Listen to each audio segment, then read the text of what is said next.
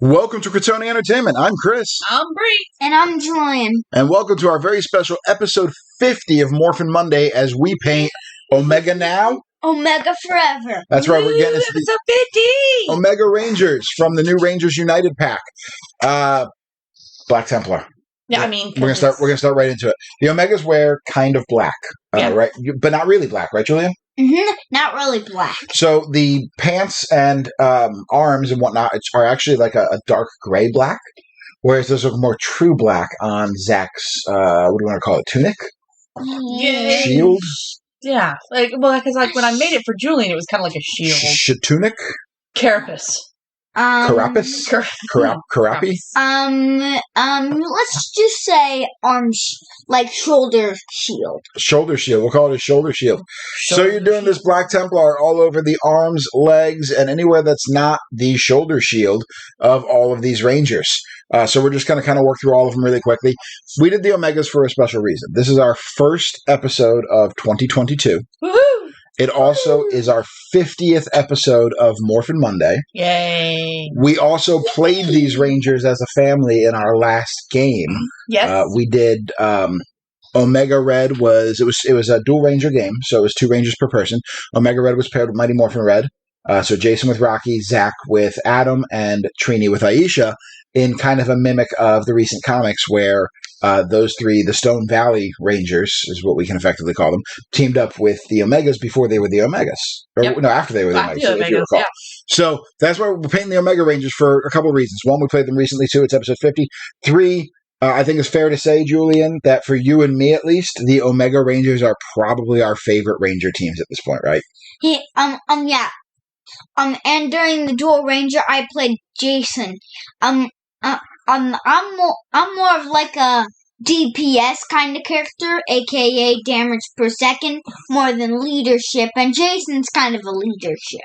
Yeah. So while Jason's your favorite Ranger, maybe his playstyle is not your playstyle so much. I'm for like Zack or Critony because they have DPS cards. Well, Zack did a lot of damage in our game. Yeah, Zack did a lot of damage. Omega Black did a lot of work in our game, so we were very impressed with that. That was good going. Yeah, the next time we play, I might want to be Omega Black. Well, we have so many other Rangers, though. Yeah, we still have so much to play. But the Omegas, like I said, I think it's safe to say for Julian and myself at least, they're fast became our favorite Ranger team. I don't know why. Because it's old school. They're the OGs. There's a lot of Rangers outside of the Mighty Morphin that I just don't like because of their costumes. And maybe that's because the OG costumes were so ingrained in my head. Like, I hate the Jungle Fury costumes. I hate them. It's a problem. You have one to paint. No, we don't have a Jungle Fury. Is that maybe Wolf Ranger is Jungle Fury. Yeah. But that's not one of the core suits. Anyway, absolutely hate the Jungle. No, if you saw the core suits, you would know exactly what I'm talking about. Great. Yeah, well, Julian, have you seen the core Jungle Fury suits? No. You hate them too. Don't worry. But some of the other ones, okay. I don't really like the Lost Galaxy suits. Are you still painting black? Yeah. Look at you. We're spending a lot of time on Zack. Well, I mean, because he's as Julian. And we throw him. What? Wow. So we actually switched to Abaddon Black on Zack to do his helmet and his chest piece. And we kind of focus a lot of this video on Zack because it's black on black as far as the colors go.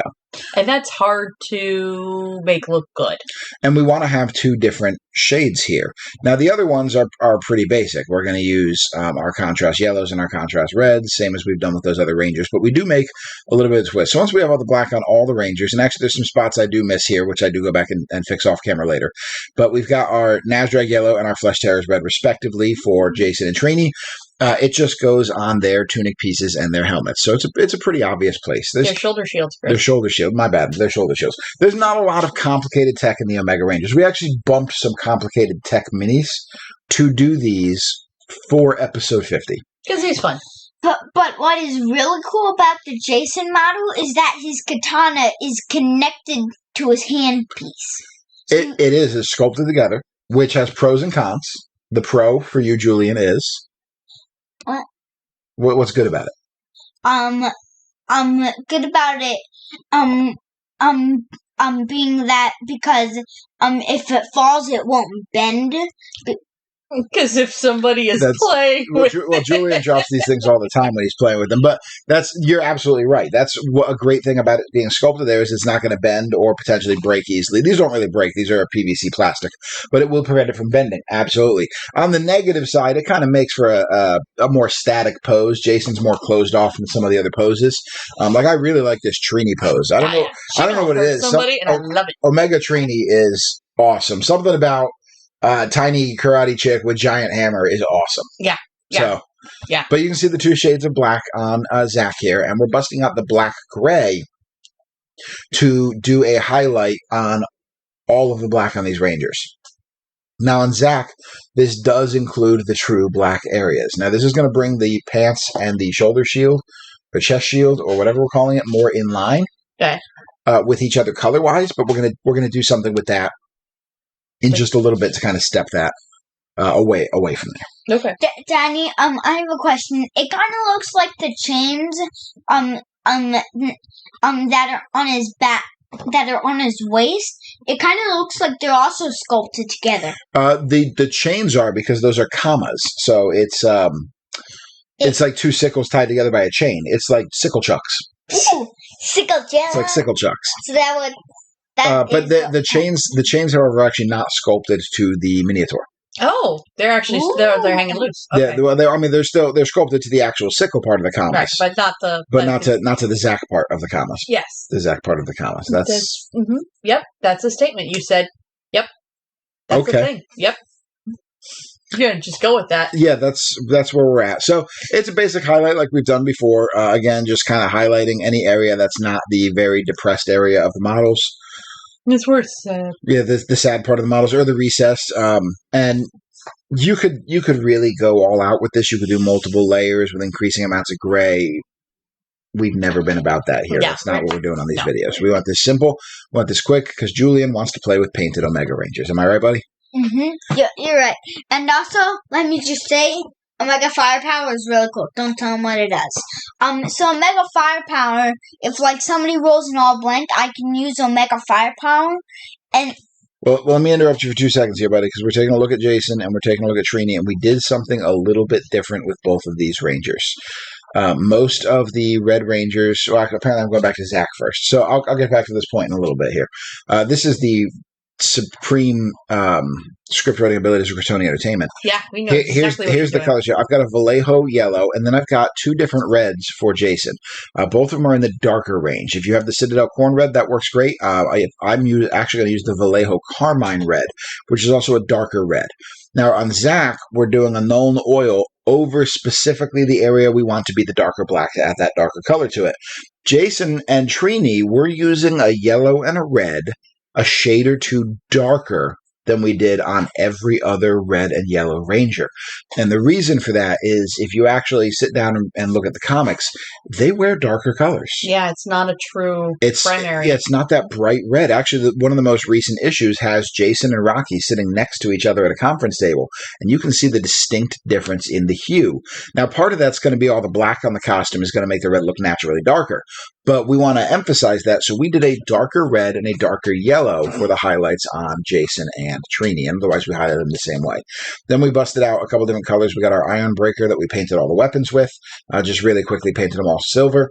And then we've got our Retributor Gold, where we're going to pick out all the gold details on these Rangers. And there is a change on the belts that I did from their actual costumes. On their actual costumes, they have like a solid belt with a slightly thinner hanging down belt. I actually painted it more like it's 3 individual rings wrapped around them. Only because there's a valley almost between 2 of the raised areas that begged for a contrasting color. And this goes to what I've done in my other Ranger videos where we talked about power weapons. I kind of do the power weapons the way I feel like it to give a personal flair to the miniatures without detracting from their overall color scheme. Right. So, Julian, let's bring it back to you. And what were you going to say, pal? So anyway, if like a Ranger rolls an all blank on like a really good attack, I can use Omega Firepower. So the Ranger gets like, let's say they're rolling 7 dice and they roll all blanks. I can use Omega Firepower.